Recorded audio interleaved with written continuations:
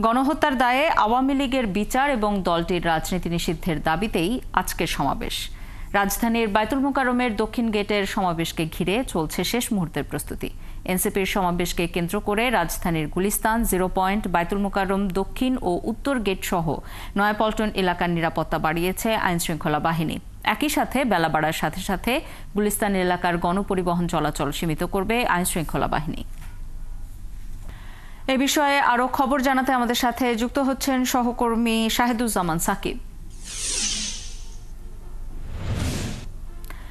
সাকিব, এরই মধ্যে আমরা জানি যে বেশ কিছু ব্যবস্থা নেয়ার কথা বলা হয়েছে, যেমন গণপরিবহন সীমিত করার কথা বলা হয়েছে এবং আইন শৃঙ্খলা রক্ষায় প্রস্তুতি নেওয়া হচ্ছে। আপনার চোখে পড়েছে কেমন ধরনের প্রস্তুতি সেটি জানাবেন। কি কি ব্যবস্থা নেওয়া হচ্ছে বিস্তারিতভাবে যদি একটু জানান, যে আইন শৃঙ্খলা রক্ষায় কি কি ব্যবস্থা নিয়েছে বাহিনীগুলো।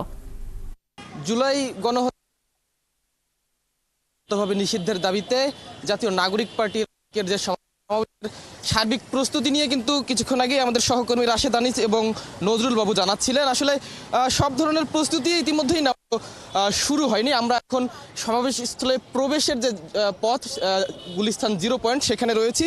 এখন পর্যন্ত কোনো ধরনের লোক সমাগম আমরা দেখছি না, তবে সমাবেশের যারা আয়োজক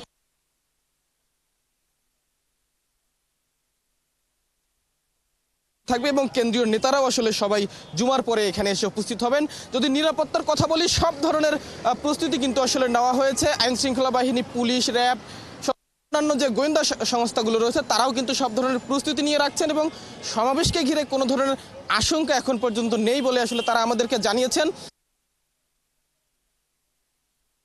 নিষিদ্ধ এবং জুলাই গণহত্যার বিচারের দাবিতে সেই সমাবেশের জন্য কিন্তু আসলে এই এপ্রিলের 1 তারিখ থেকেই আসলে প্রস্তুতি নিয়ে রাখছিল জাতীয় নাগরিক পার্টি এনসিপি। তারা 1 এপ্রিল থেকেই সারা দেশের বিভিন্ন থানায় থানায় মশাল মিছিল, বিক্ষোভ মিছিল করে আসছিলেন এবং গণসংযোগ